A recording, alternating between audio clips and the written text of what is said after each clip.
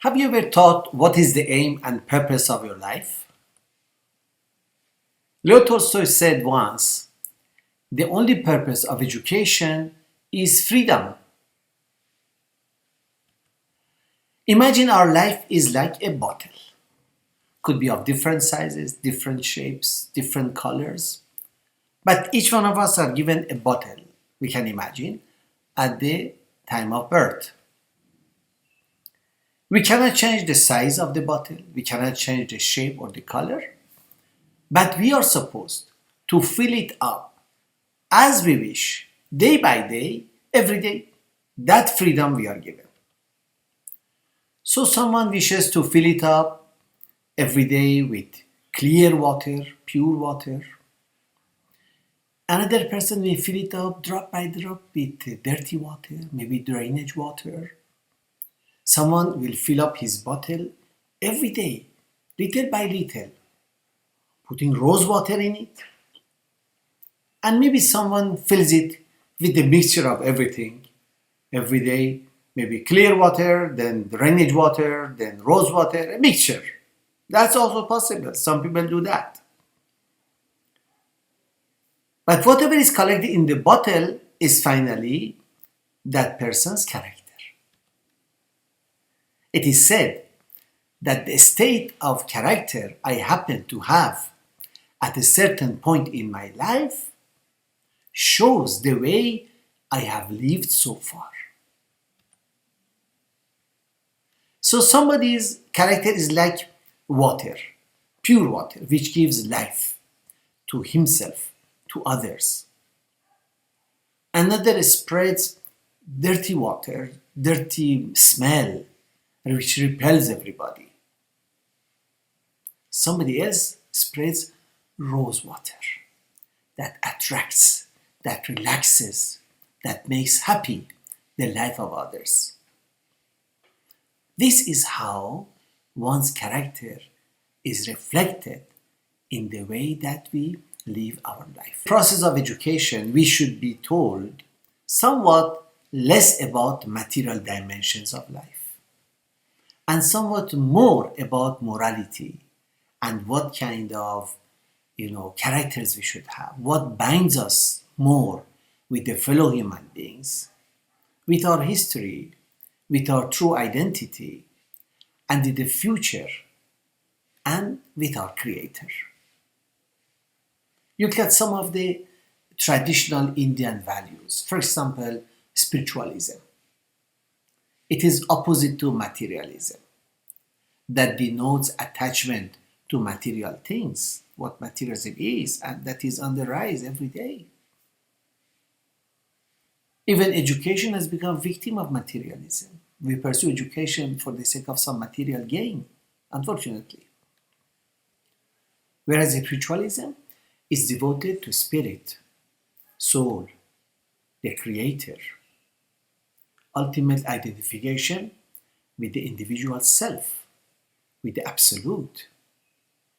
Another traditional value in the Indian culture is simplicity. As said by Gandhiji, simple living, high thinking, which is reflected in the lives of Indian seers and saints. There is tolerance, for example, which considers all people to be equal, irrespective of their caste, religion, creed. This is the essence of Vedic culture. Suppose we have dignity of labor, all work for the sake of society. We have self-realization, which is an ancient Indian value again, by which it indicates that man should realize the divine presence, the supreme reality in himself. And in fact, the preamble of the Indian Constitution highlights some fundamental universal human values. For example, justice, liberty, equality, fraternity, dignity of the individual, unity and integrity of the nation. So with all these backgrounds, we come from, what is a purpose that we can consider as our moral purpose, as the purpose of our life, as the purpose of all the education that we have been undergoing, we have been imparting to others. We can consider a twofold purpose.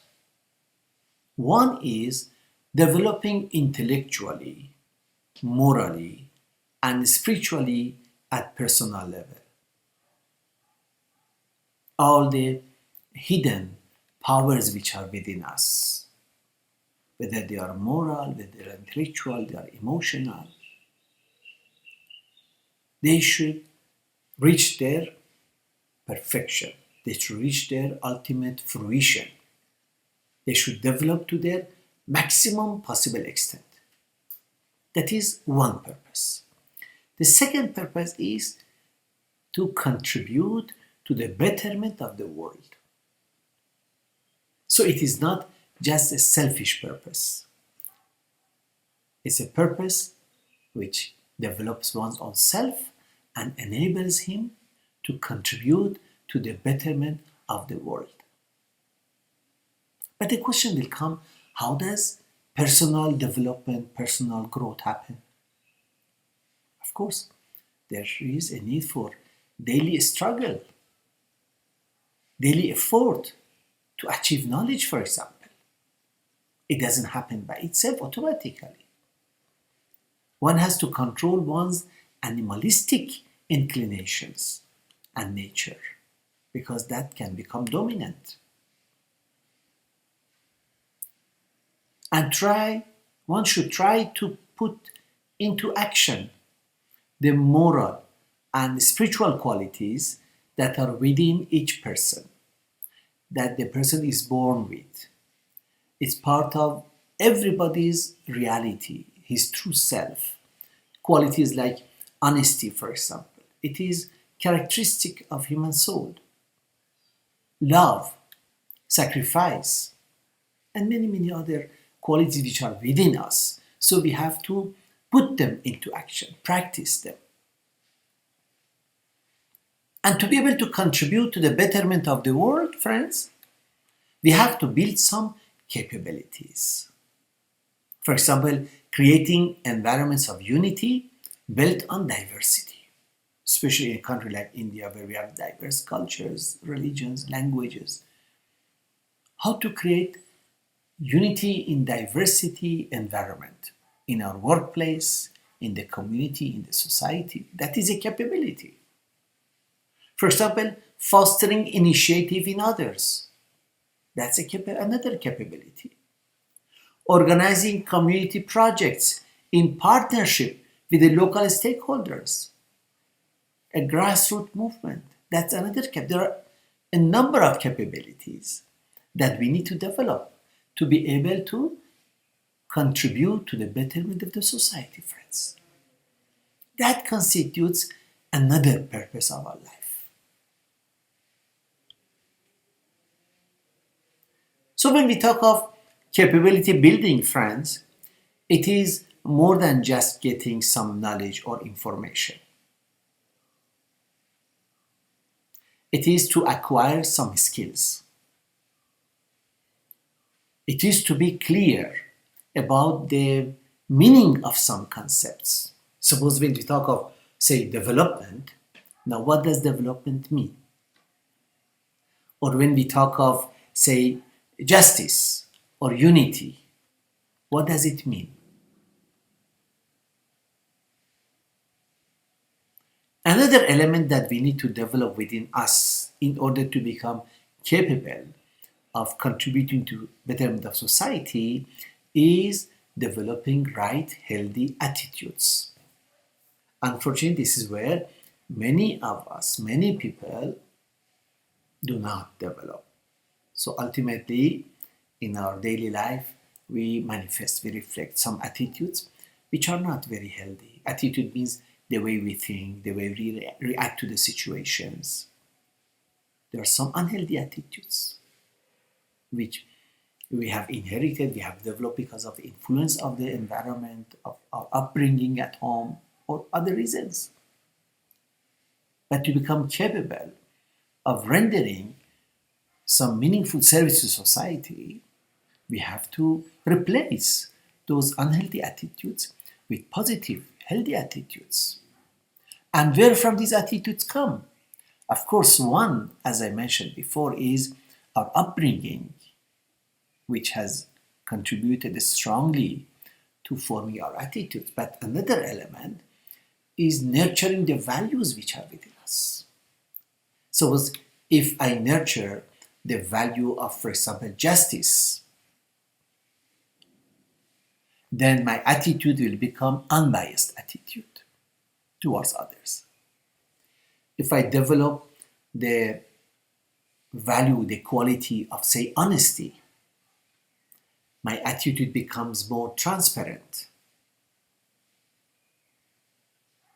So on and so forth. Attitude of responsibility, social responsibility, attitude of hard work, attitude of being accurate, not sloppy. These are some important attitudes which one has to develop to become capable of contributing to the betterment of society as an element of the vision of his life, which is not a selfish vision, which is not for personal gain. And to develop these capabilities, to develop our own self, friends, there are two master keys. One is act noble to become noble. Act noble to become noble. If I like to become, say, truthful, I should start practicing truthfulness. As simple as that. If I like to become kind, I should start practicing kindness. So, whichever excellent quality I want to develop, whichever excellent service I want to render, I should begin. This is the first master key. And the second master key is little by little, day by day. Little by little, day by day. So by practicing these values, by acquiring the necessary skills, concepts, knowledge, every day, little by little, we fill the bottle of our life with all the wonderful things, all the beautiful fragrances that we like to diffuse to the world of humanity. Thank you.